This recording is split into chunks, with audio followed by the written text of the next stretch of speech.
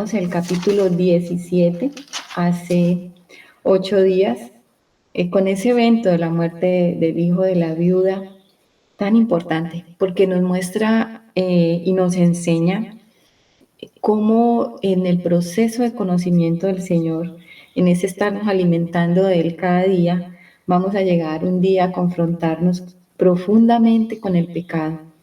Esa es la manifestación de la viuda, ¿cierto? Cuando le dice a Elías, has venido para recordarme o para traer a memoria mis pecados. Y el Señor, en su misericordia, nos lleva a ese proceso de confrontarnos con la naturaleza pecaminosa y llevar a muerte el fruto de esa naturaleza pecaminosa para darnos una nueva vida de resurrección. Elías entonces se tiende 3 veces sobre el hijo de la viuda para darle vida. Estaba recordando ese pasaje que dice en el Nuevo Testamento, ¿no? Cuando el apóstol Pablo dice que mirando a la cara del Señor, o sea, mirando al rostro del Señor, somos transformados cada día de gloria en gloria. Y si ustedes ven esa figura, como Elías coloca su rostro sobre el rostro del muchacho, es como que significa eso, ¿no? Como nosotros mirando cada día al Señor, como colocando nuestro rostro frente al rostro del Señor, vamos siendo transformados cada día.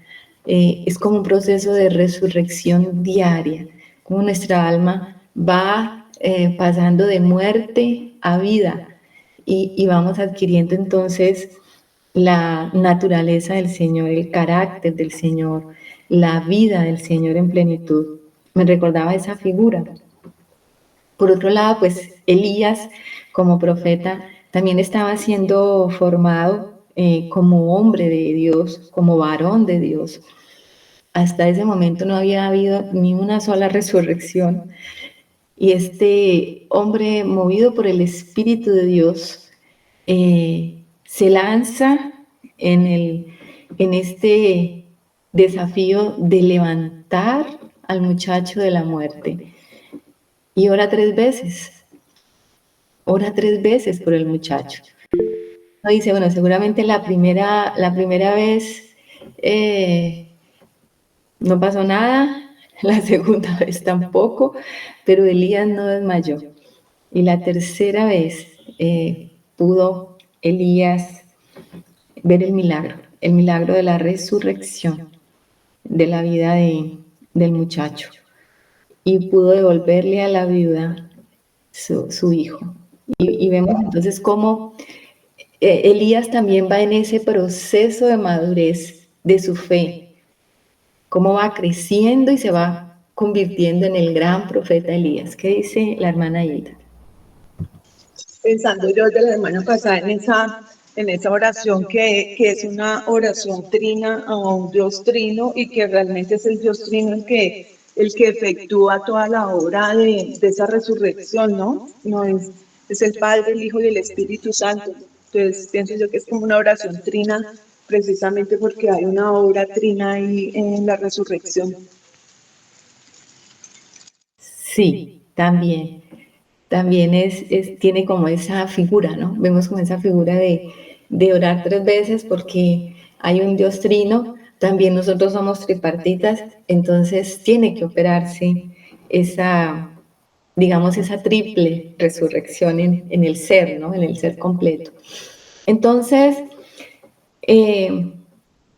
importante lo que la palabra nos ha estado enseñando a través de Primera de Reyes y sobre todo pues del profeta Elías. Es muy largo, todo lo que hemos venido viendo con Elías son varios capítulos de este libro dedicados a la vida del profeta Elías, y creo que este es un profeta que es un referente para el pueblo de Israel y para nosotros también, hablando espiritualmente. O sea que tenemos que aprender mucho de Elías. Hoy entonces vamos a introducirnos en el capítulo 18, vamos a seguir la historia. Vamos antes a orar, mis hermanos, nuevamente quiero poner esta palabra delante del Señor Pedirle al Señor que nos acompañe esta mañana en cada estudio, en cada versículo, en cada renglón, para que su Espíritu Santo nos enseñe y nos ayude a entender. Señor, profundízanos en el conocimiento, en el entendimiento, corre los velos, permite que nuestro corazón entienda, Señor, y podamos ver lo que está oculto a nuestros ojos, Señor, que no leamos rápidamente, sino ayúdanos a detenernos en aquello que tú quieres que miremos esta mañana, Señor. Oro por nuestros corazones, los ponemos delante de ti, Señor. Quita toda distracción, quita toda carga, todo aquello que está obstaculizando nuestra mente para que puedas tú, Señor, hablar directamente a nuestro corazón. A través de nuestro entendimiento podamos nosotros comprender todas tus palabras en esta mañana.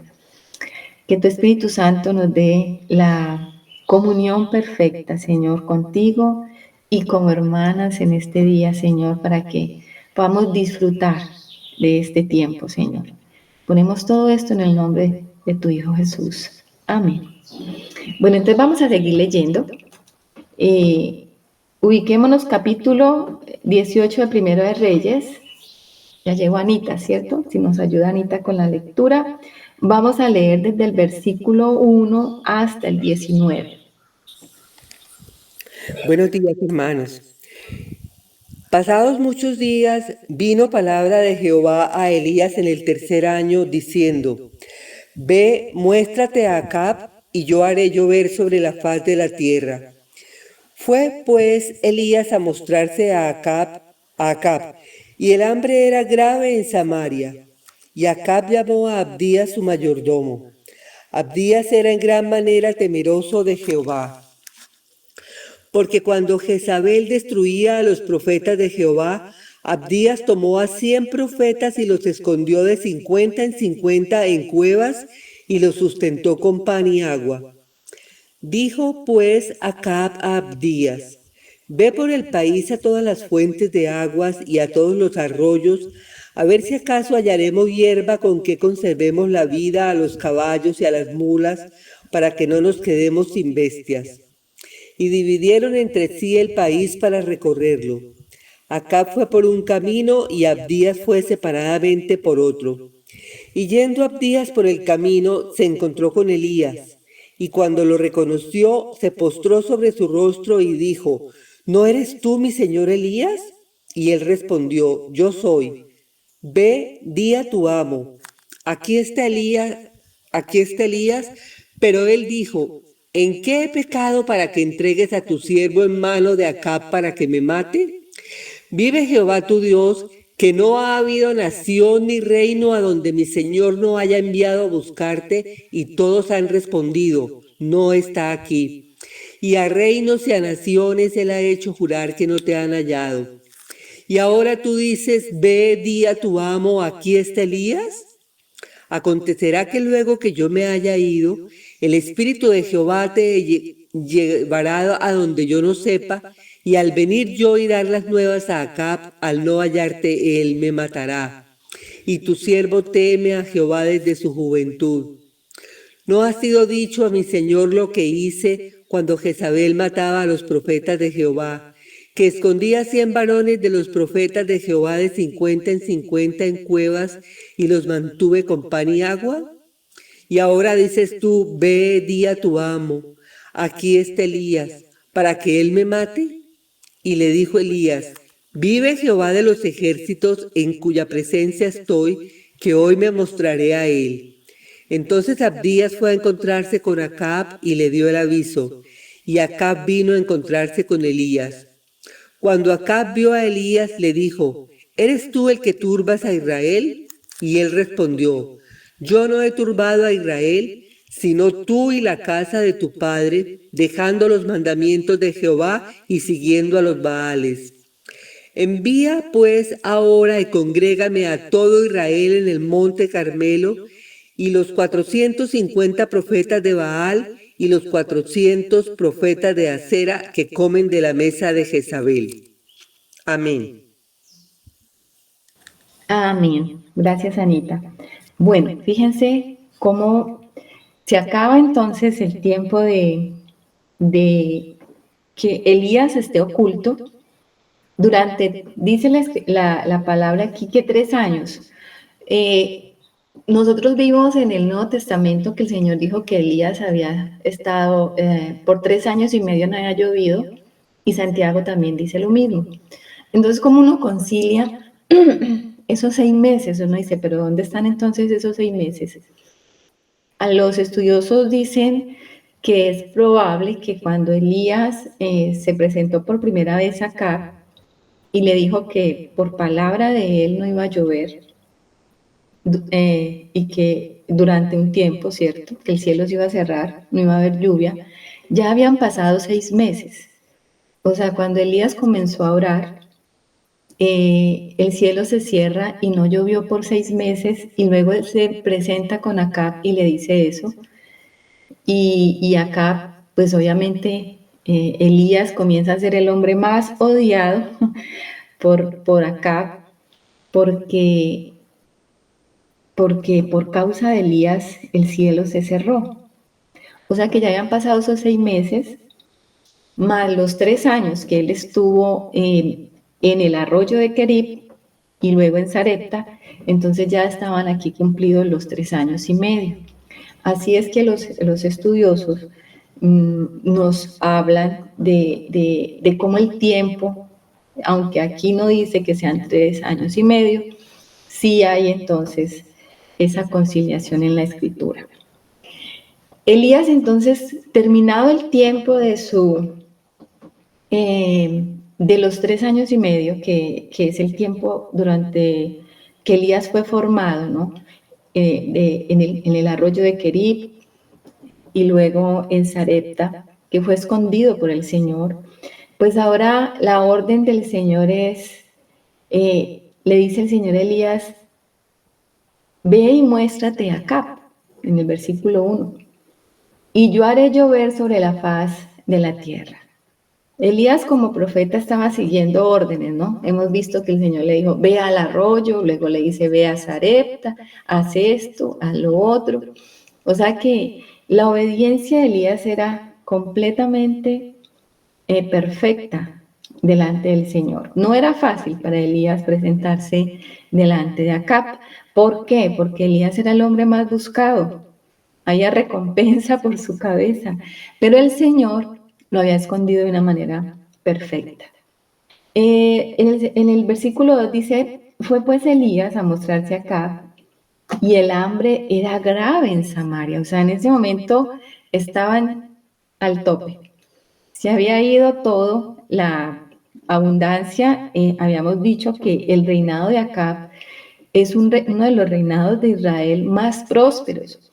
¿Por qué? Porque obviamente cuando él se casa con Jezabel, él hace una alianza con estos reyes y él empieza a vivir y a tener ese comercio con otras naciones, y Israel estaba en una prosperidad. O sea, acá, digamos que ellos estaban prósperos. Por eso hace 8 días estábamos diciendo que la prosperidad no es señal de que estamos caminando con el Señor. O esos mensajes que a veces escuchamos con tanta frecuencia sobre la prosperidad y la abundancia, no quiere decir que eso es la perfecta adoración al Señor y que el pueblo que está en prosperidad entonces es un pueblo de correcto corazón. No. Aquí vemos que estaba la nación en una apostasía completa, total, y había prosperidad. Y a través o por medio de la oración de Elías, entonces esa prosperidad, el cielo se cierra porque la lluvia representa la prosperidad. La lluvia traía buenas cosechas, los animales también se suplen de las hierbas, o sea que el reino estaba pues completamente en prosperidad, en abundancia. Pero cuando cesa la lluvia, entonces vienen todos estos problemas. Y dice aquí la escritura que Samaria tenía un hambre terrible. Y fíjense el pensamiento de Acab. Dice que llamó a Abdías era el mayordomo de Acab, y le dijo, Bueno, aquí hay un pequeño paréntesis. Dice, Abdías era en gran manera temeroso de Jehová. Dice, porque cuando Jezabel destruía a los profetas de Jehová, Abdías tomó a 100 profetas y los escondió de 50 en 50 en cuevas y los sustentó con pan y con agua. Abdías significa siervo, servidor o adorador del Señor, adorador de Jehová. Ese es el significado de Abdías. Y Abdías es un hombre que en medio de un sistema corrupto, en un medio de la apostasía, era un hombre que dice que tenía temor a Jehová. Y cuando vio que Jezabel estaba matando todos los profetas, porque Jezabel lo que hizo fue cambiar un sistema de adoración a Jehová por un sistema de adoración a Baal. Es curioso que estos Baales que se adoraban eran los Baales justamente de las cosechas, del Dios que traía la lluvia, era ese Baal que ellos adoraban justamente para las cosechas, para que hubiese buena fertilidad en la tierra, buena producción de granos, y ellos vieran como esa abundancia. En este momento la abundancia pues se reflejaba en eso, en las cosechas. Y cuando Elías ora para que el cielo se cierre, pues es un ataque frontal y directo hacia lo que ellos estaban pidiendo con la adoración a Baal, que era esa prosperidad.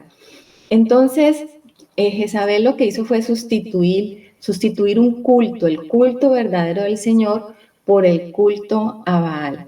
Y eso que ya estamos hablando de que estaba aquí en Israel, porque ustedes saben que Israel, que son las 10 tribus, ellos no volvieron a subir a Jerusalén, donde era verdaderamente la casa del Señor y donde se establecieron los cultos conforme al sacerdocio levítico, sino que recordemos que con Jeroboam él instituyó un sacerdocio perverso. Con todo y eso, ella destruyó todo lo que tenía que ver con Jehová y llegó y estableció a Baal.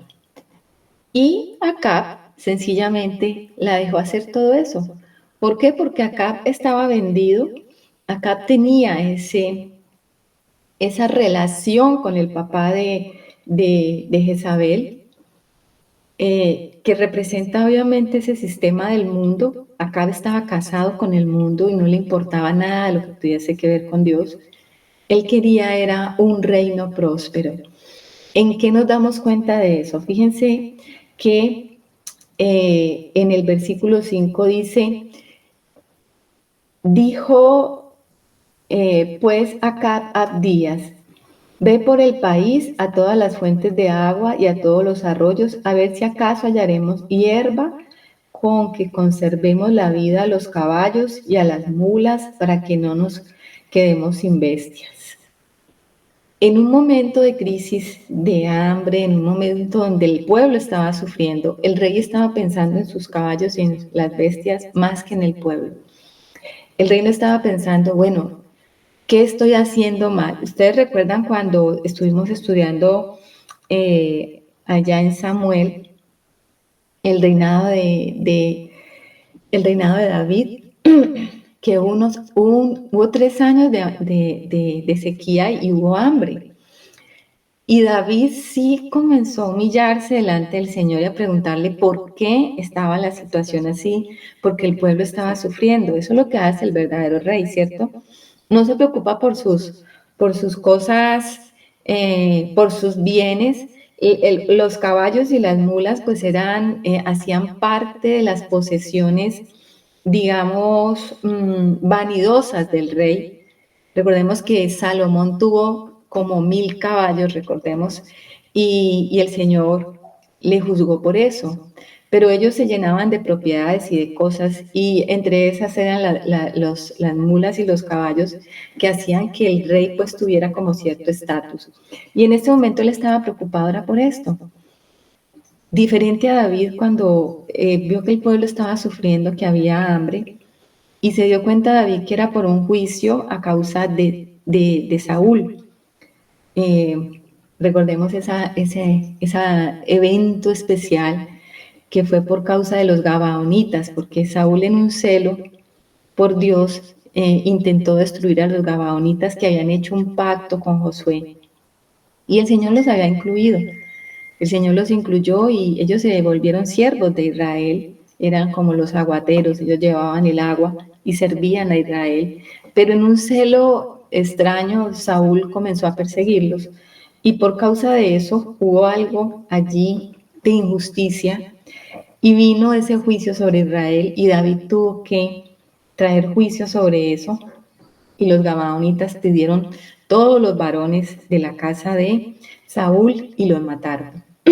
Dice que después de eso volvió a llover. Entonces hay una diferencia muy grande entre David y Acab, obviamente. Acab aquí no está interesado por el pueblo, está interesado por sus propios bienes y no le importa preguntarle a Dios porque él adora a Baal. Él lo que está viendo acá es que hay solamente un culpable de todo esto y es Elías. Elías con sus oraciones a Jehová está impidiendo que Baal responda. Y por eso es que persigue a Elías para matarlo, porque él piensa que el problema es Elías. Y si corta a Elías, pues se va el problema. Pero acá no entiende que el problema es con Dios, directamente, con el Dios Jehová, que él abandonó. Y dice el 6, y dividieron entre sí el país para recorrerlo. Acá fue por un camino y Abdías fue separadamente por otro. Y yendo Abdías por el camino se encontró con Elías y cuando lo reconoció se postró sobre su rostro. ¿No eres tú, mi señor Elías? Y Elías respondió, yo soy. Ve y di a tu amo, aquí está Elías. Imagínate eso. Encontrarse Acab con Abdías con Elías. El Señor propició un encuentro primeramente con Abdías. No fue con Acab directamente, sino con Abdías, el siervo, el mayordomo. Reconoció a Elías, obviamente lo reconoció. Ustedes saben que Elías era un hombre que estaba vestido de una manera extraña y singular. Elías también usaba una capa de pelo de camello, así como Juan el Evangelista. Él usaba un atuendo extraño y Abdías lo reconoce y lo que le dice es, no eres tú, o sea, yo me imagino el asombro al ver a Elías decir, a ti te están buscando, a ti te están odiando y detestando, estás en un riesgo terrible si te apareces delante de Acab. Y él, en el 9 dice, pero él dijo, ¿en qué he pecado para que entregues a tu siervo en manos de Acab para que me mate? Abdías tenía miedo porque le recuerda y le dice que Acab le ha buscado a Elías por todos lados y ha hecho inclusive jurar a esos reyes que no está Elías por allí en ningún lugar. O sea, lo había buscado por cielo y tierra. Nosotros vemos aquí algo importante y es que cuando el Señor nos guarda y nos protege, pues no hay quien nos encuentre. Lo escondió también el Señor Elías allá en Kerit y en la casa de la viuda que nadie lo encontró. Durante estos 3 años Elías estuvo totalmente perdido el panorama y lo ocultó también el Señor. Fíjense que nos damos cuenta de que Acab lo había buscado de una manera intensa y no lo habían podido encontrar. Y lo que tenía miedo Días ahora era de ir a decirle acá, pues mire, apareció Elías. Y también tenía miedo de que cuando fuera a decirle eso, pues Elías desapareciera otra vez. Dice, pues el Señor te lleva, te esconde. Si algo sí tenía, Abdías era fe. Abdías sabía que Elías estaba con Dios. Él era un hombre temeroso de Dios y sabía que Dios podía esconder a Elías y ahora el que estaba en peligro era la vida de el mismo Abdías, que servía a un hombre cruel. Y esto nos lleva a entender algo, cómo hay hombres temerosos de Dios que pueden estar trabajando en cargos de, digamos, especiales en medio de un sistema corrupto, porque era el mayordomo, o sea, era el que le administraba todos los bienes a Acab. Imagínense este hombre temeroso de Dios, conocía el culto verdadero a Jehová y estaba inmerso en una cuestión apóstata donde veía a los profetas de Baal, donde veía cómo Jezabel gobernaba detrás de Acab, donde veía que todo aquel que se levantaba en contra de Baal, pues lo mataban. Era un tiempo muy difícil. Los de Israel no podían servir a Dios con libertad, estaban bajo persecución, porque todo el que no quería adorar a Baal entonces estaba bajo pena de muerte. Y este hombre tenía que servir a un hombre totalmente déspota, un hombre totalmente malo y perverso de corazón, y lo hacía. Cuando uno estudia algo sobre Abdías, algunos historiadores dicen o comentaristas, pues lo tienen como un hombre de doble ánimo, como que está allí, pero como que no está, porque no es capaz de enfrentarse pues a ese sistema. Pero por otro lado, otros dicen que no es así, que hay siempre unas Abdías en medio de un sistema corrupto y que el Señor ha preparado sus Abdías para estar allí porque Abdías tiene algo que hacer en medio de. Por ejemplo, ¿qué hizo Abdías? Cuando Jezabel estaba matando a los profetas, Abdías entonces tomó 100 profetas de estos y dice que los escondió de 50 en 50. Primero 50 y luego otros 50 para salvarlos, y dice que los sustentaba con pan y agua. O sea que siempre va a haber un Abdías en medio de la persecución, en medio de la aflicción del pueblo de Dios, que va a traer respuesta y que va a ser un medio que el Señor va a usar para salvar a otros que están en peligro de muerte. Miren, el Señor puede levantar a cualquiera que esté dispuesto, que tenga un corazón temeroso de Él, para hacer grandes cosas, aun cuando esté en un sistema terrible, terrible. Así como usó cuando fue la restauración del templo, ¿recuerdan a Nehemías, que era el copero del rey? Cómo el Señor usó a Nehemías para poder reconstruir la ciudad y trabajaba de copero. O sea, el copero era alguien muy cercano al rey, porque el copero era el que tenía que probar primero si el vino tenía veneno o no. O sea, era un hombre de mucha confianza, porque prácticamente que la vida del rey estaba en manos de su copero. Y el Señor usó a Nehemías para eso, para poder salir y reedificar a Jerusalén.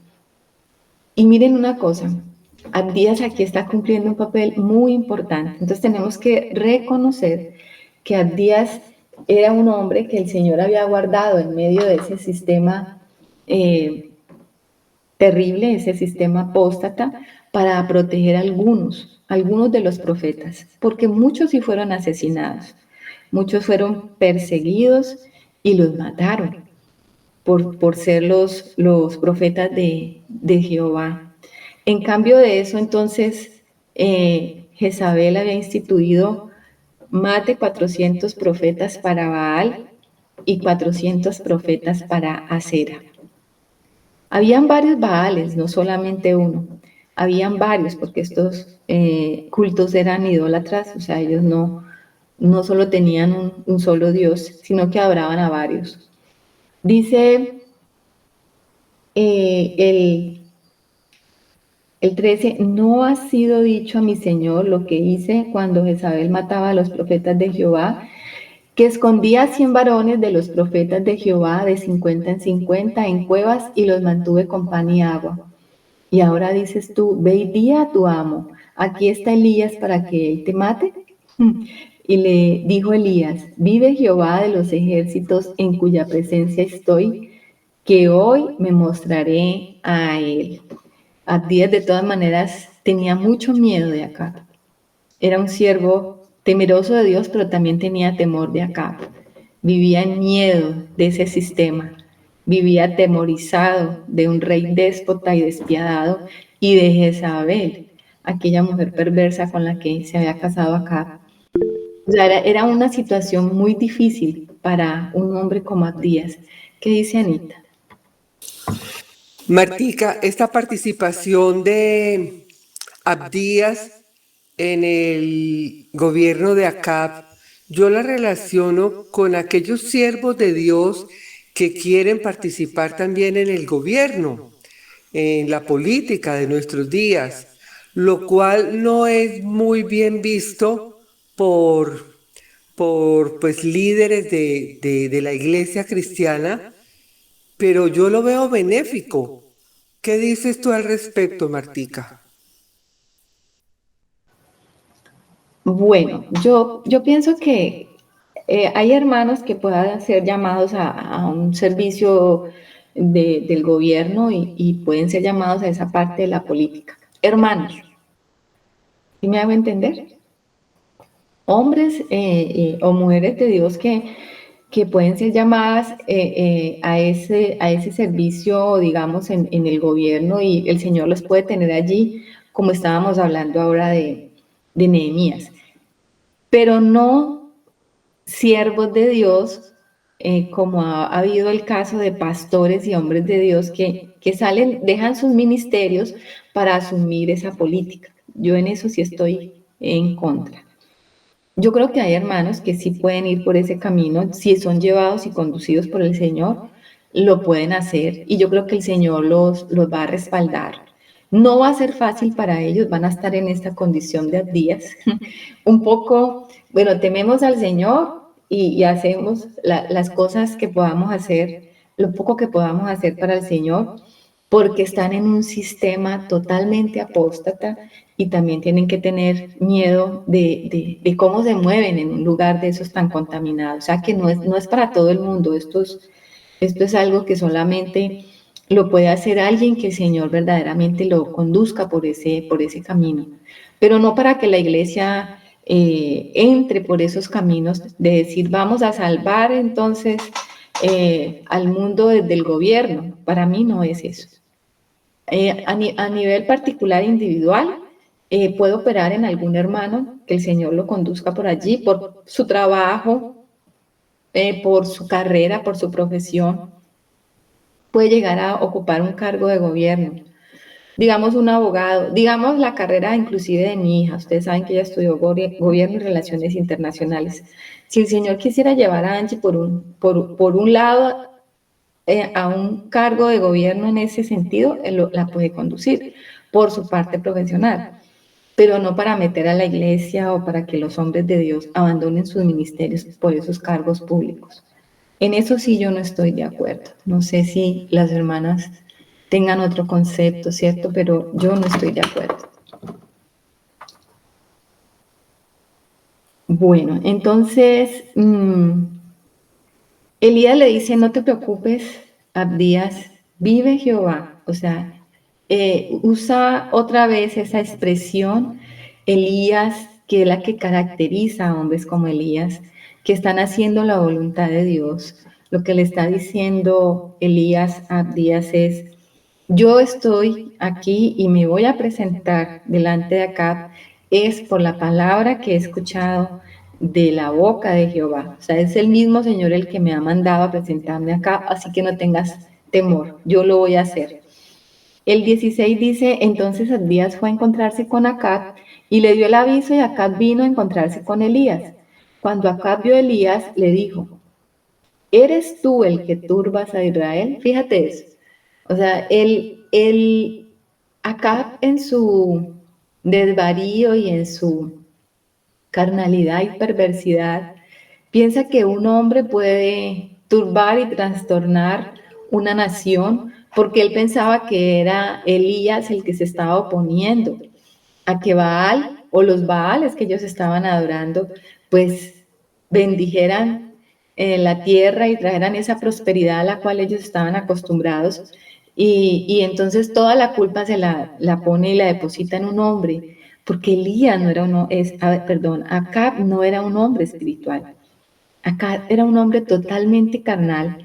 Él estaba viendo todo lo externo, él estaba viendo solamente lo que no había en ese momento y de pronto estaba mirando, bueno, este es el que dijo que por boca de él no iba a llover, o sea, usted es el culpable. Y estaba echándole la culpa a Elías de todas las desgracias de Israel. O sea, usted es el culpable. Qué fácil es acusar a otro de lo que me está pasando a mí cuando el culpable soy yo. Qué fácil es tapar el pecado y mi pecado y decir usted es el culpable de lo que me sucede cuando usted no reconoce su propio pecado y no está dispuesto a humillarse delante de Dios, porque nunca se humilló Acab delante de Dios. Entonces, culpó fue Elías, y Elías obviamente le va a responder, yo no he turbado a Israel, sino tú y la casa de tu padre, dejando los mandamientos de Jehová y siguiendo a los Baales. Entonces, Elías le responde muy sabiamente y le dice, tú eres el culpable. El culpable es tu corazón idólatra, el culpable eres tú y la casa de tu padre, o sea, el padre también era perverso, se había apartado del Señor antes, este hizo peor y se apartó 10 veces más. O sea, ustedes son los culpables, yo no, yo sigo al Dios vivo, vive Jehová, en cuya presencia estoy. Ustedes son idólatras, ustedes abandonaron a Dios, al verdadero Dios, y están adorando los Baales. O sea, ustedes son los que han turbado la nación. Pero ¿por qué pasa eso? Porque Acab no tenía fe en Jehová.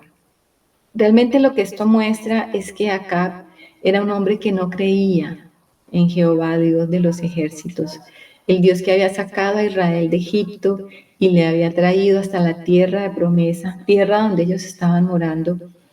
Se habían olvidado de todo eso y ahora estaban adorando otros dioses. Estaban adorando otros dioses. Y, y no había un verdadero corazón, no había fe en el verdadero Dios de Israel. Entonces estaba culpando a un hombre, porque no entendía qué era lo que estaba pasando, que esto venía era de mano del Señor.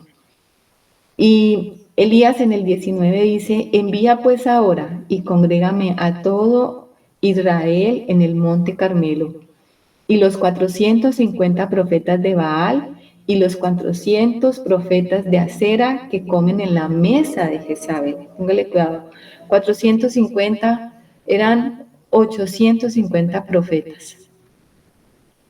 Cuando ahí se comen de la mesa, es porque Jezabel los mantenía, no porque ellos se sentaban en una mesa que podían caber 800 personas, sino porque Jezabel era quien las sustentaba.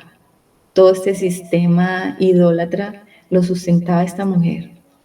Obviamente que tenía Jezabel mucho dinero, porque ella también era una princesa, hija de un rey, y tenía con qué sustentar todo esto. Y lo único que Acab hacía era dejar que ella hiciera lo que quisiera. Detrás de Acab, en realidad la que reinaba espiritualmente y gobernaba espiritualmente Israel era Jezabel. De ahí entonces que se hable mucho de Jezabel como un espíritu y que lo relacionen mucho con la mujer y el gobierno de la mujer. Digamos que en esto ha habido abuso, mucho abuso en medio de la iglesia, y esto también se ha usado mucho para coartar a la mujer, digamos, en el libre desarrollo de su ministerio y de su servicio, por el temor a esto. Pero también esto, digamos, que es un peligro latente. Y nosotros vamos a hablar más adelante de Jezabel, porque Jezabel está aquí en el Antiguo Testamento, pero también aparece, hay una referencia de Jezabel en Apocalipsis. Hay una referencia. Entonces, más adelante vamos a ver de qué se trata y a qué es que el Señor le está llamando a la iglesia. También a mirar y a guardarse de esto. Porque si es un espíritu, sí es algo que empieza a distorsionar y separa la verdadera adoración de Dios y trae idolatría. Y eso lo habla el Señor en la iglesia. Aquí está de una manera física, natural, lo estamos viendo, una Jezabel natural, física, pero allá en Apocalipsis vamos a ver una Jezabel que no es física, sino es una Jezabel que es como un espíritu que se mueve dentro de la iglesia. Bueno, esta mujer entonces era la que sostenía todo este sistema. Le dice Elías acá, Congrégame a todo Israel en el Monte Carmelo. Bueno, el Monte Carmelo es una formación montañosa desde donde se ve el mar, al frente hay un valle, que es el Valle de Jezreel, y el Monte Carmelo es un lugar donde habían viñedos, habían muchas vides y es un lugar de belleza. Su nombre significa obra de Dios o belleza o monte fértil. También su nombre significa viñedo de Dios. O sea, es un lugar de prosperidad, es un lugar donde siempre se ha hecho adoración a Dios, pero en ese momento también se habían levantado allí altares a Baal. Y es ese lugar el que escoge Elías para que Acab llame a todos estos profetas y llame a Israel, porque él tiene en mente hacer algo muy especial, que lo vamos a leer, ya ustedes seguramente lo han visto, lo han escuchado, lo han leído otras veces. Y desde ese lugar, que es un monte alto, él quiere entonces congregar al pueblo y darse a conocer al pueblo y hacer algo especial para que este pueblo entonces sea confrontado con el pecado de la idolatría. ¿Qué dice la hermana Ángela? Algo corto, así como él, pues en el versículo 18 dice que, y él respondió, yo no he turbado a Israel, sino tú y la casa de tu padre, dejando los mandamientos de Jehová y siguiendo los Baales. Entonces, ¿qué ve uno allí? Que, que Elías tuvo el valor, pues, de confrontar a Acab y mostrar que iba a demostrar que él era el varón enviado por Dios, no como alguien que procura pues complacerse a sí mismo, sino a hacer una demostración. Y por eso es que nosotros, como ministros ahora de un nuevo pacto, hemos sido llamados también a defender el Evangelio de Dios. Hago esa como pequeña comparación que se me ocurrió al leer esto. Gracias. Gracias, Angelita, así es. El verdadero hombre de Dios entonces se va a enfrentar a la apostasía y a los profetas falsos. Aquí tenía que quedar en claro entonces quién es el verdadero Dios. Vamos a seguir leyendo desde el versículo 20.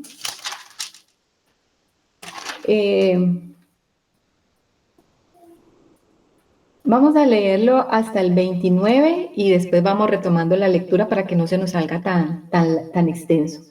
¿Nos ayudas, Anita, por favor? Entonces Acab convocó a todos los hijos de Israel y reunió a los profetas en el monte Carmelo. Y acercándose Elías a todo el pueblo, dijo, ¿hasta cuándo claudicaréis vosotros entre dos pensamientos? Si Jehová es Dios, seguidle, y si Baal, id en pos de él. Y el pueblo no respondió palabra. Y Elías volvió a decir al pueblo, solo yo he quedado profeta de Jehová, mas de los profetas de Baal hay 450 hombres. Dénsenos pues 2 bueyes y escojan ellos uno y córtenlo en pedazos y pónganlo sobre leña, pero no pongan fuego debajo. Y yo prepararé el otro buey y lo pondré sobre leña y ningún fuego pondré debajo. Invocad luego vosotros el nombre de vuestros dioses y yo invocaré el nombre de Jehová. Y el Dios que respondiere por medio de fuego, ese sea Dios. Y todo el pueblo respondió diciendo, bien dicho. Entonces Elías dijo a los profetas de Baal, escogeos un buey y preparadlo vosotros primero, pues que sois los más, e invocad el nombre de vuestros dioses, mas no pongáis fuego debajo. Y ellos tomaron el buey que les fue dado y lo prepararon, e invocaron el nombre de Baal desde la mañana hasta el mediodía, diciendo, Baal, respóndenos. Pero no había voz ni quien respondiese. Entre tanto, ellos andaban saltando cerca del altar que habían hecho. Y aconteció al mediodía que Elías se burlaba de ellos diciendo: gritad en alta voz, porque Dios es. Quizá está meditando o tiene algún trabajo o va de camino. Tal vez duerme y hay que despertarle. Y ellos clamaban a grandes voces y se sajaban con cuchillos y con lancetas conforme a su costumbre, hasta chorrear la sangre sobre ellos. Pasó el mediodía y ellos siguieron gritando frenéticamente hasta la hora de ofrecerse el sacrificio, pero no hubo ninguna voz, ni quien respondiese ni escuchase. Amén. Amén. Bueno, que ya vemos entonces cómo Elías hace que Acab, uno dice, bueno, pero ¿por qué Acab le hizo caso a Elías? Pues es que Acab estaba en ese momento dependiendo de Elías. Porque cuando Elías se encuentra por primera vez con Acab, le dice, vive Jehová, que no lloverá sobre la tierra sino por mi palabra. O sea que Acab había dicho, si yo no le hago caso a este loco, no va a volver a llover y está en peligro mi reino, mi reputación, mi prosperidad y mi dinero. O sea que le tengo que hacer caso a este loco. Y fue y congregó todo Israel, le hizo caso, fue y congregó todo Israel e hizo todo lo que Elías le dijo. Trajo a los profetas, o sea que Elías estaba preparado para ese momento. Mire cómo comienza entonces Elías en el versículo 20. Entonces Acab convocó a todos los hijos de Israel y reunió a los profetas en el monte Carmelo. Y acercándose Elías a todo el pueblo dijo: ¿hasta cuándo claudicaréis vosotros entre dos pensamientos? Si Jehová es Dios, seguidle, y si Baal, id en pos de él. Y el pueblo no respondió palabra. Póngale cuidado a esto. ¿Qué es claudicar? En su sentido original, claudicar es tambalearse, no caminaban rectamente, algunas veces se tambaleaban hacia el lado de Dios de Israel y enseguida se balanceaban como embriagados hacia el lado de los dioses falsos. O sea que el pueblo tenía un corazón dividido. El pueblo tenía un corazón dividido. No sabían si ese Dios que ellos habían escuchado de tantos años, que era el Dios que los había sacado de Egipto y que había hecho todo lo que había hecho hasta ese momento, porque lo conocían por la historia y por la misma palabra, ¿era Dios o era Baal, aquel cuyo culto se estaba haciendo en medio de ellos y de una u otra manera estaban experimentando prosperidad? Tenían un corazón dividido, un corazón infiel, un corazón infiel. ¿Qué dice la hermana Luz? Sí, hermana, que estaba recordando de hace 8 días cómo a veces la necesidad de que hayan carencias, ¿cierto? Carencias físicas, espirituales para volver el corazón al Señor. Y recordaba lo que usted nos decía, que me ha llamado mucho la atención, es empobrecernos y pedir por empobrecimiento a los demás de todo lo que los aparta del Señor verdaderamente. Porque hasta ese momento, como usted decía ahorita, Acab dijo, bueno, hay que prestarle atención a él porque si no vamos a seguir pues en esta sequía y va a ser la ruina total. Entonces, la necesidad es empobrecimiento de todo lo que nos aparta de Dios para así quizás entonces volver la mirada al Dios verdadero.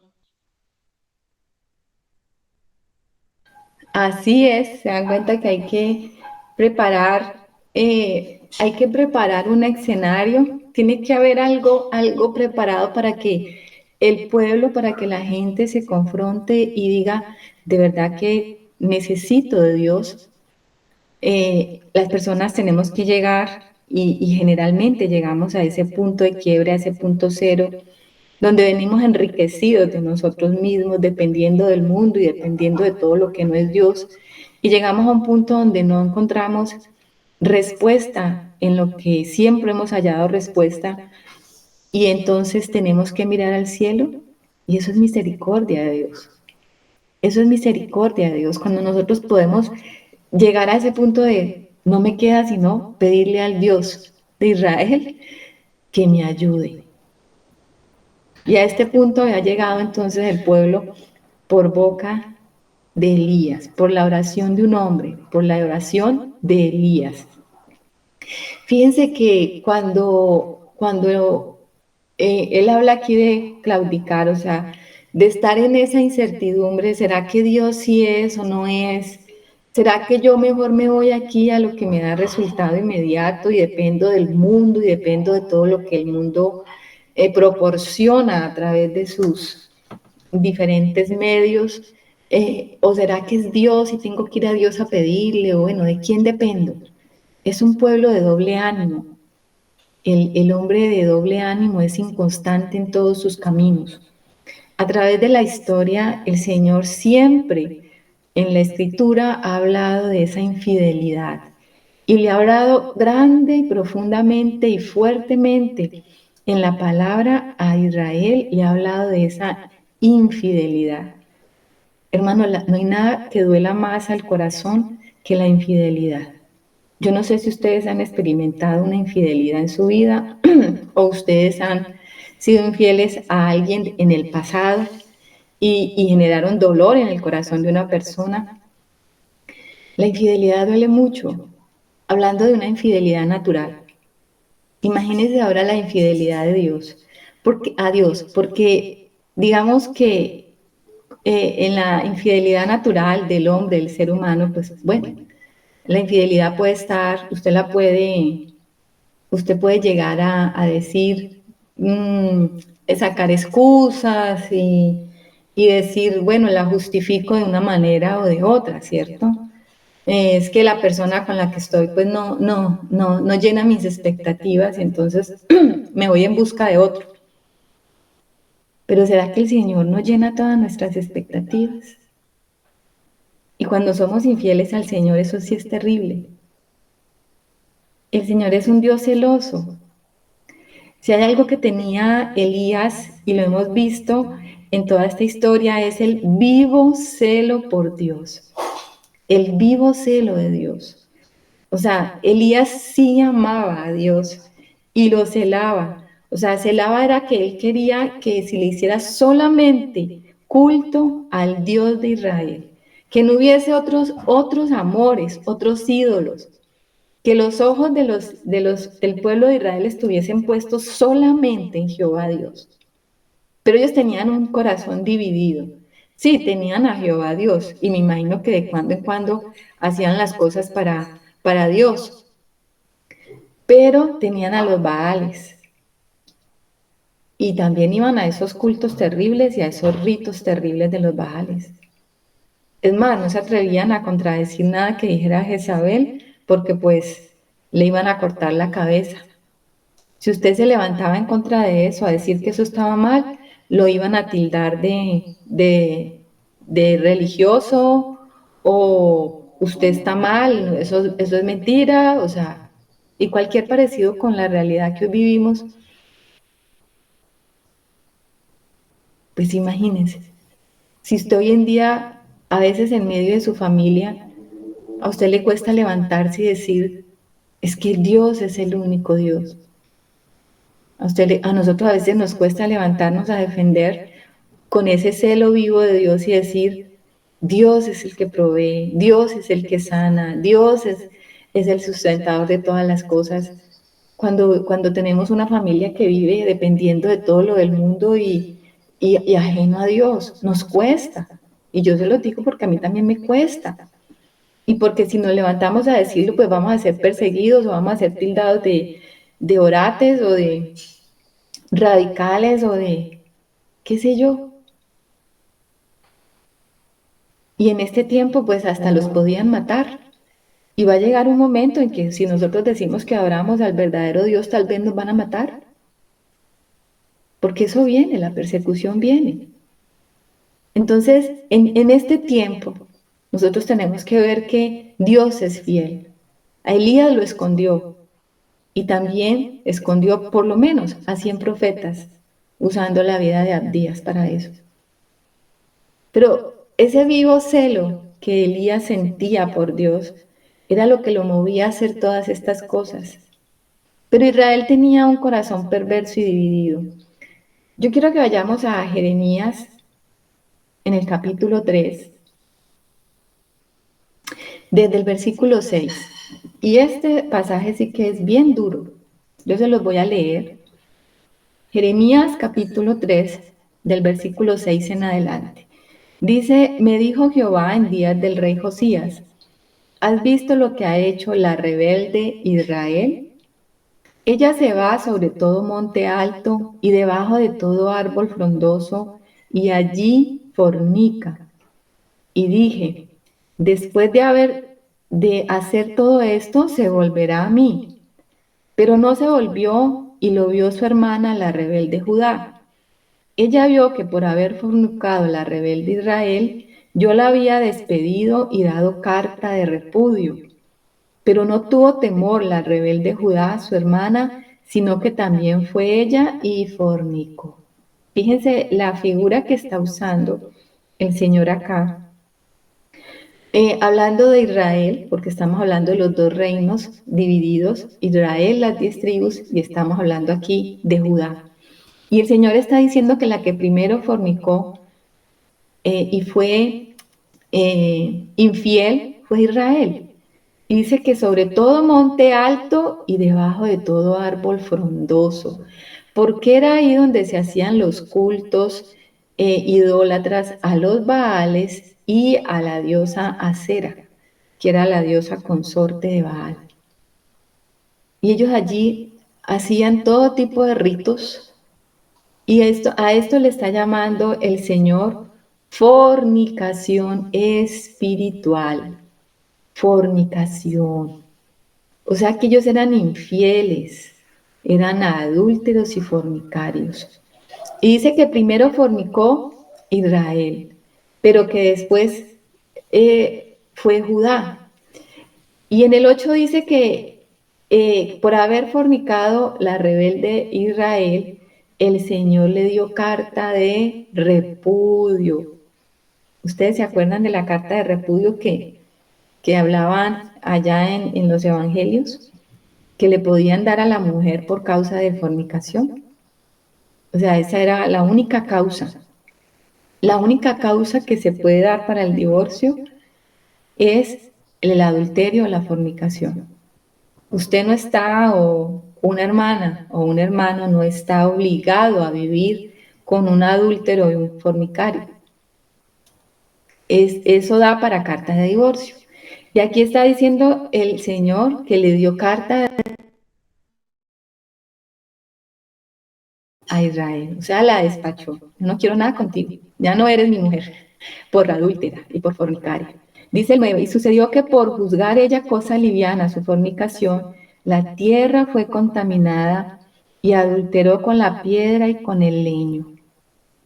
Con todo esto, su hermana la rebelde Judá no se volvió a mí de todo corazón, sino fingidamente, dice Jehová.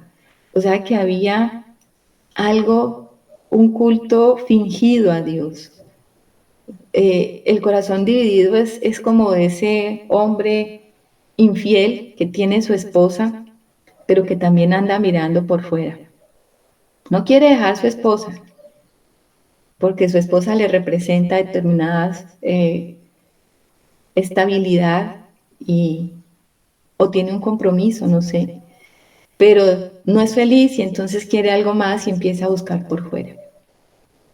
Ese era Israel, así era. No querían dejar a Dios porque tenían un pacto, pero era un pacto fingido, era algo que no tenía esencia, no había un verdadero amor, porque su corazón era infiel y se iban tras otros y querían mirar para otro lado y se fijaban en otros y querían llenar su corazón con otras cosas. Ese es el corazón dividido. Dice, y me dijo Jehová, ¿ha resultado justa la rebelde Israel en comparación con la desleal Judá? ¿Qué dice la hermana Rebeca? Sí, buenos días con todos. Buenos días, Martita. Sobre este tema que se está hablando ahorita, ¿no? Sí podemos hacer una referencia de cómo está la iglesia también, ¿no? Porque no es solo Israel. Parecería que se está por los mismos pasos, ¿no? Porque Israel, si bien es cierto, claro, aquí le dio carta de divorcio, por eso es que hay un nuevo pacto, justamente, ¿no? El Señor pensó en un nuevo pacto porque ya Israel fue repudiado, pero pensó en el Israel que ahora somos nosotros, digamos, los que reconocemos del nuevo pacto, fuimos injertados, dice, contra naturaleza en el verdadero olivo, y las ramas verdaderas fueron desgajadas. ¿Pero por causa de qué? De su incredulidad. O sea, ¿cuánto podemos decir que la iglesia está andando en fe? Porque el no andar en fe también es igual, traición. O sea, yo creo que Dios ve de la misma manera porque dice, y no se jacten ustedes de las ramas verdaderas y de él, porque ustedes, debido a la fe, están ahí. Pero si ustedes también cometen lo mismo y andan en incredulidad, serán desgajados de la misma manera. Y ellos sí vuelven a la fe, van a ser nuevamente no injertados ya, sino que volverán al olivo verdadero, porque esas son las ramas verdaderas, ¿no? Entonces yo creo que esto sí nos hace un llamado de atención a nosotros también como iglesia, porque fácil es ver el pecado que cometió Israel, pero que de nosotros sí estamos caminando en fe, porque ahora nosotros somos demandados a caminar en fe, porque dice, todo lo que no proviene de fe nos es pecado, y sin fe es imposible agradar a Dios. Entonces, para nosotros como gentiles nos ha sido demandado la fe. Si somos hijos de Abraham, es por la fe. Y si creemos que somos Israel, es por la fe. Entonces, ¿cuánto si debemos en esto pensar cuánto realmente estamos, si estamos verdaderamente caminando por fe y si la iglesia está en esa posición, ¿no? Yo creo que esto sí nos llama a reflexionar con respecto a lo que sucedió con Israel, que puede también suceder con nosotros. Eso, Martita. Ok, Rebequita. No, de hecho yo no lo estaba leyendo, hablando y acusando a Israel. Estaba leyéndolo y trayéndolo, era para ver en nuestra condición. No, Eh, Martita, perdón que te interrumpa, nunca dije que tú lo has hecho, pero sí, hay dentro de la iglesia, hay mucha aversión en contra de Israel, incluso dentro de la iglesia, no solo las naciones del mundo, aún dentro de la iglesia, y no digo por ti, sino porque hay esto. Ahorita mismo, de lo que se está dando, ¿cuánta gente dentro de la misma iglesia tienen esa situación contra Israel, ¿no? Y la palabra dice en Hebreos, si ellos que son las ramas verdaderas fueron desgajados y gracias a eso vino la salvación a los gentiles, ¿cuánto más será su admisión sino salvación para el mundo y vida para los muertos? O sea, una redención de Israel va a ser la redención del mundo y en eso debemos pensar como iglesia.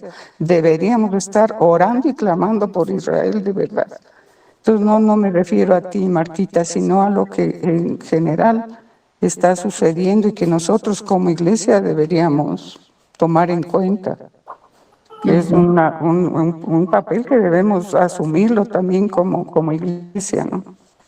Amén, así es. Fíjense que aquí mismo en el 13, gracias Rebequita, hay un llamado a ese arrepentimiento. Dice, reconoce pues tu maldad porque contra Jehová tu Dios has prevaricado y fornicaste con los extraños debajo de todo árbol frondoso y no oíste mi voz, dice Jehová.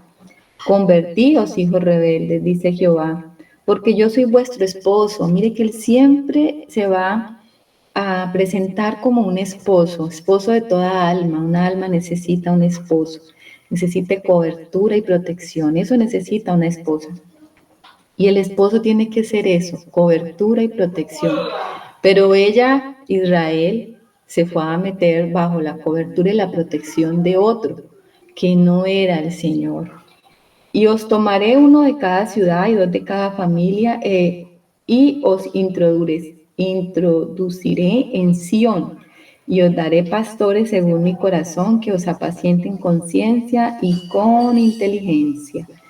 Fíjense que el Señor siempre dando sus promesas, ¿no?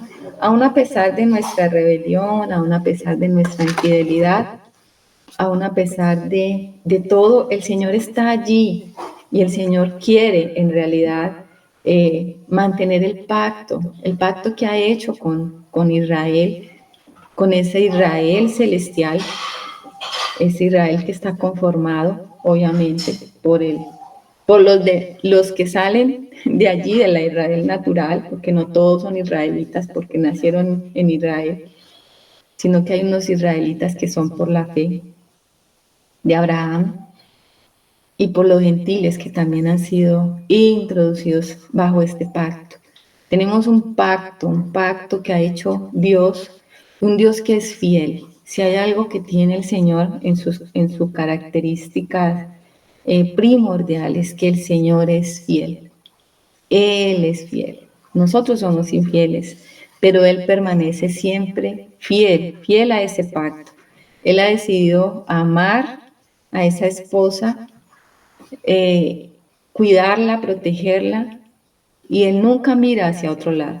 Él no se fija en nadie más. Él tiene sus ojos puestos en ella solamente. Y entonces Israel no, Israel en cambio pasa por ahí otro y se le van los ojos mirando a quien no tiene que mirar, ¿cierto?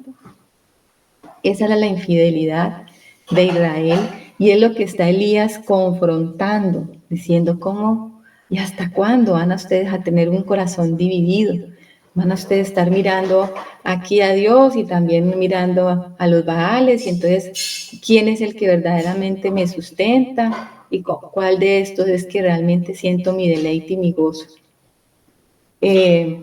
Dice el versículo 22, y Elías volvió a decir al pueblo, solo yo he quedado profeta de Jehová, mas de los profetas de Baal hay 450 hombres. O sea, Elías aquí se sentía solo. No tuvo en cuenta a los 100 que por allá había escondido Abdías. Él estaba tan metido en su celo que decía, yo he quedado como solito, pero sí habían otros que el Señor había rescatado y los tenía limpios de este culto. Pero él dice, he quedado yo. Y aquí hay más de 400, más los 400 de acera, o sea, 850, y yo voy a estar contra ellos. Uno contra 850. El Dios de Israel contra los Baales. Vamos a ver entonces quién es el verdadero Dios. Y dice en el 23, dénsenos pues 2 bueyes y escojan ellos uno y córtelo en pedazos y póngalo sobre leña, pero no pongan fuego debajo. Y yo prepararé el otro buey y lo pondré sobre leña y ningún fuego pondré debajo. Invocad luego vosotros el nombre de vuestros dioses y yo invocaré el nombre de Jehová. El Dios que respondiere por medio del fuego, ese sea Dios. Y todo el pueblo respondió diciendo, bien dicho. Fíjense que cuando Elías le dijo a ellos que hasta cuándo iban a claudicar entre dos pensamientos, no hubo respuesta. Cuando una persona es confrontada con la infidelidad, esa persona tiende a quedarse callada y decir, no saca pues excusas. Pero tiende a no decir nada, porque no quiere exponer su corazón. Así estaba Israel, ellos no dijeron nada, no le dijeron ni sí ni no. O sea, estaban avergonzados seguramente, pues sí, estaban avergonzados. Pero ahora cuando Elías les dice, bueno, vamos a ver cuál es de los dos es que les conviene más, entonces ahí sí dijo, bien dicho, todos dijeron, bien dicho, a ver, ¿cuál es el verdadero Dios? Necesitamos señales, porque siempre se anda detrás de las señales. A ver cuál es el Dios que me da más, el espectáculo más grande, a ver cuál es el Dios que va a hacer aquí las proezas y maravillas para yo creer en Él. Porque tenían un corazón perverso. Tenemos un corazón perverso y andamos a veces buscando en Dios todavía ese tipo de cosas para ahora sí creer. Ahora sí voy a creer. Cuando pasen estas cosas, entonces ahora sí voy a creer. Y dice Elías que él pidió entonces 2 bueyes y les dio ventaja, que partieran esos bueyes y los colocaran sobre un altar o donde ellos quisieran quemarlo, pues. Pero lo que sí les puso fue una condición, es que no iba a haber fuego, que el verdadero Dios tenía que hacer descender fuego del cielo, tenía que descender el fuego del cielo, porque esa era la señal de que era el verdadero Dios. Dice el 25, entonces Elías dijo a los profetas de Baal, escogeos un buey y preparadlo vosotros primero, pues que soy los más. O sea, él dijo, no, pues ustedes son más, entonces yo les doy más ventaja. Yo soy uno contra todos ustedes, pero les voy a dar ventaja. E invocad el nombre de vuestros dioses, mas no pongáis fuego debajo. Esa era la condición. Vuestros dioses, porque eran muchos, no solamente era uno.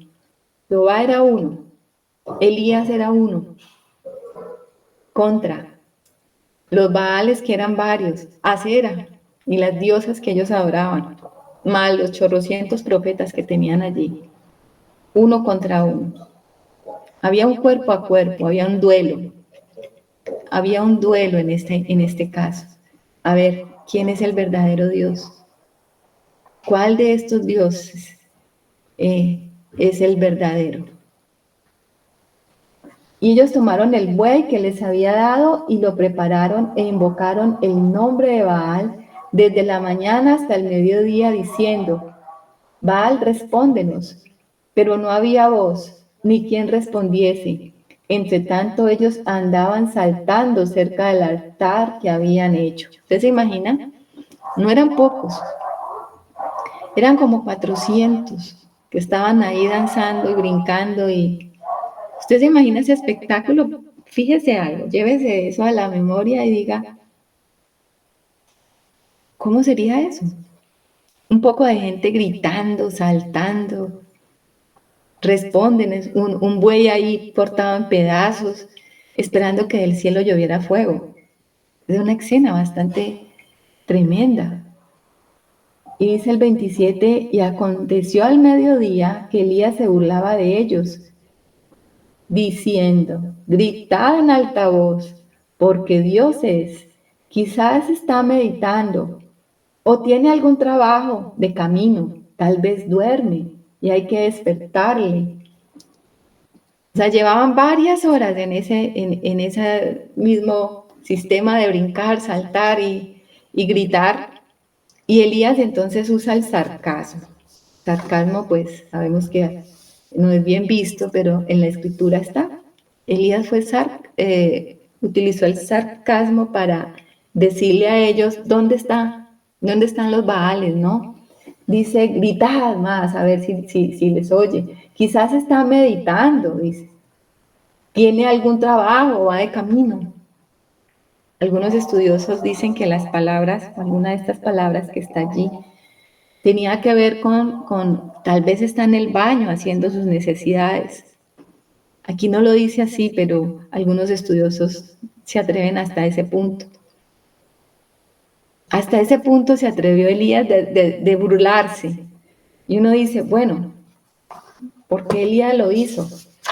Pero en el mismo Salmo 2:4 dice que él que mora en los cielos se reirá, el Señor se burlará de ellos, hablando de los malvados y hablando de los que no se acercan a Dios, de sus enemigos.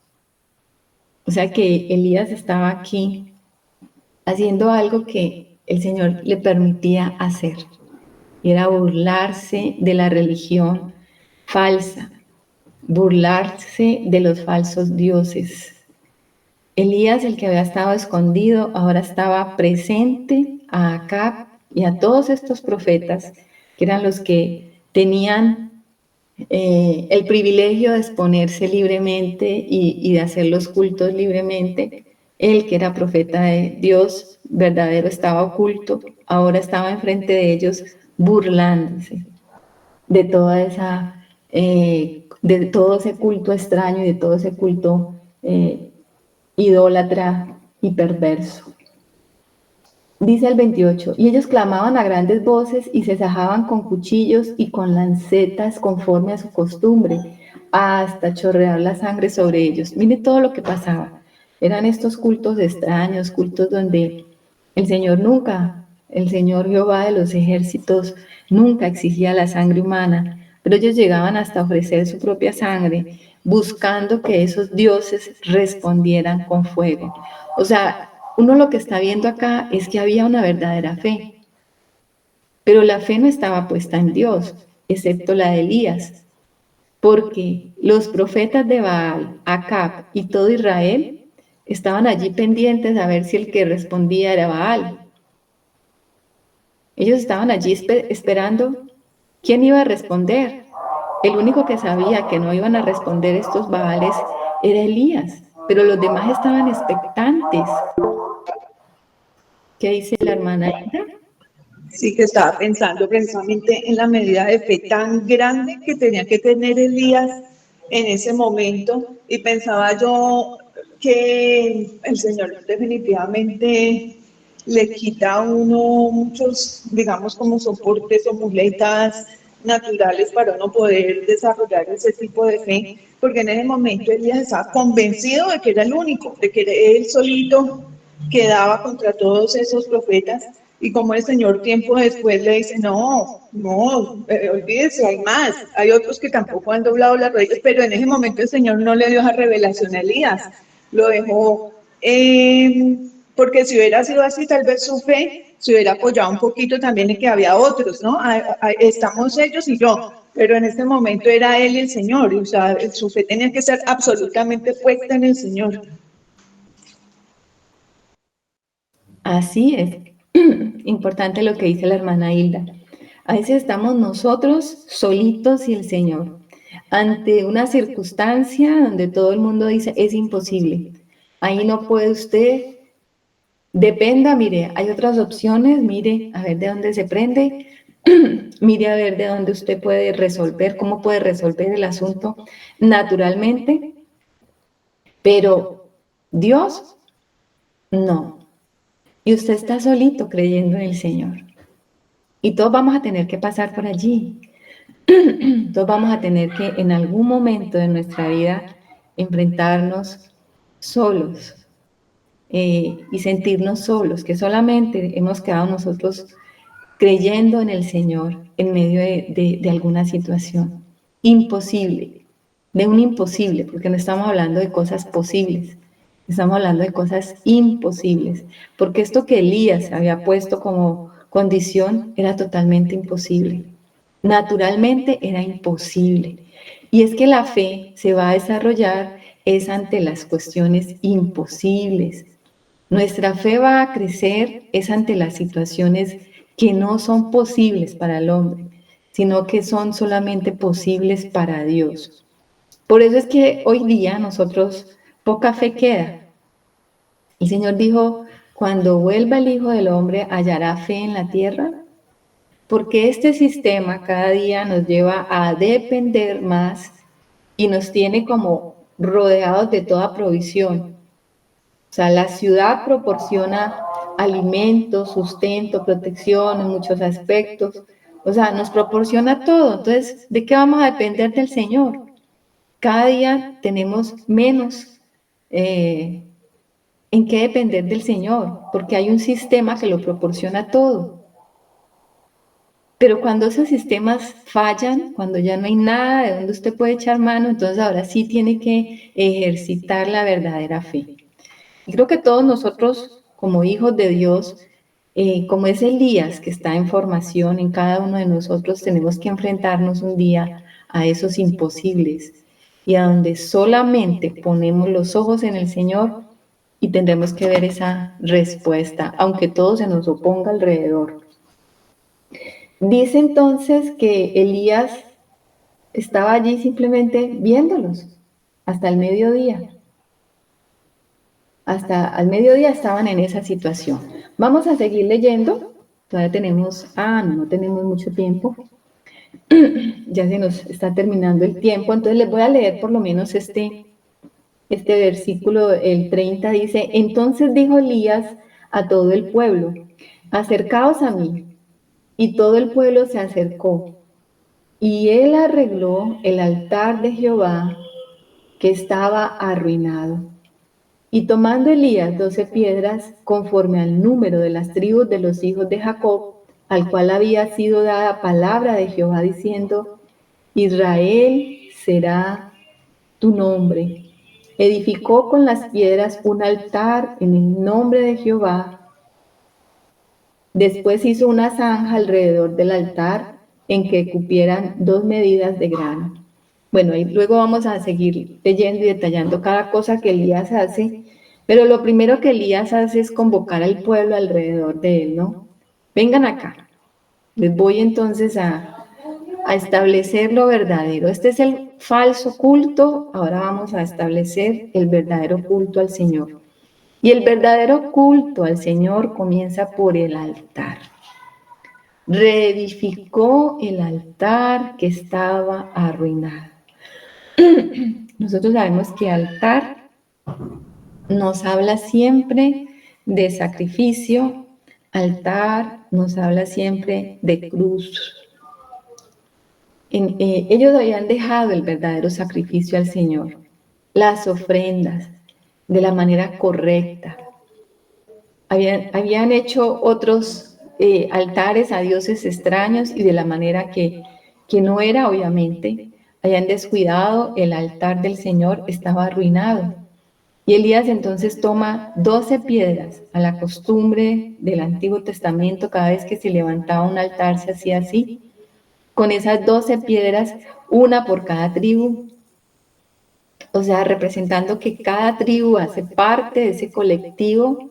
Israel no es un individuo, Israel es un pueblo, un pueblo que traía memoria, la memoria de que Dios era, el Dios de Israel era su verdadero Dios.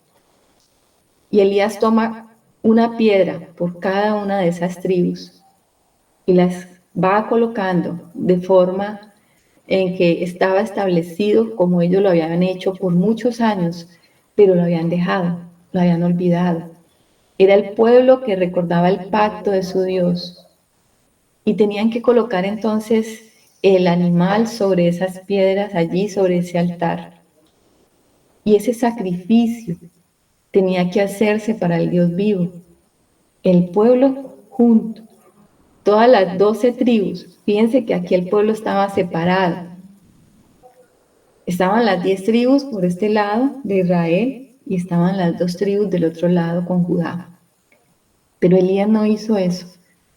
Elías no puso 10 piedras, Elías puso 12, porque el Dios no le interesa la división de los hombres.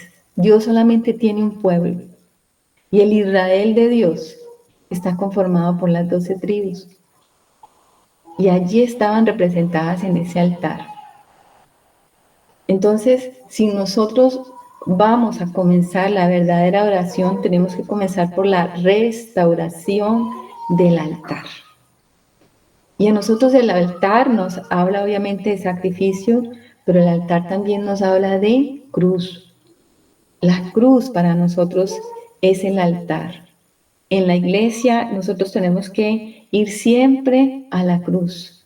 Entender que el sacrificio de Cristo es lo que nos acerca verdaderamente a Dios. No nos podemos acercar de cualquier manera, ni tomar un atajo, ni otro camino. Es a través de Cristo. Y tomar nuestra propia cruz también. Porque cuando nos apartamos del Señor y cuando somos rebeldes y cuando somos infieles, es porque hemos dejado la cruz. Es porque no le estamos dando muerte al viejo hombre, sino que le estamos dando rienda a nuestros pecados, a nuestras carnalidades, a nuestros deseos y nos hemos apartado de Dios. Y eso es lo primero que va a hacer Elías. Elías va a restaurar entonces el altar. Desde el Antiguo Testamento, o sea, desde allá, desde los libros más primeros en el Antiguo Testamento, desde Abraham, nosotros vamos a ver hombres de tienda y de altar. Abraham era un hombre que donde edificaba su tienda, al lado edificaba el altar. Isaac y Jacob hicieron lo mismo. El altar siempre ha estado presente, porque el altar es para la verdadera adoración. ¿En dónde tiene que levantarse y reedificarse ese altar? En nosotros, obviamente que en nuestro corazón.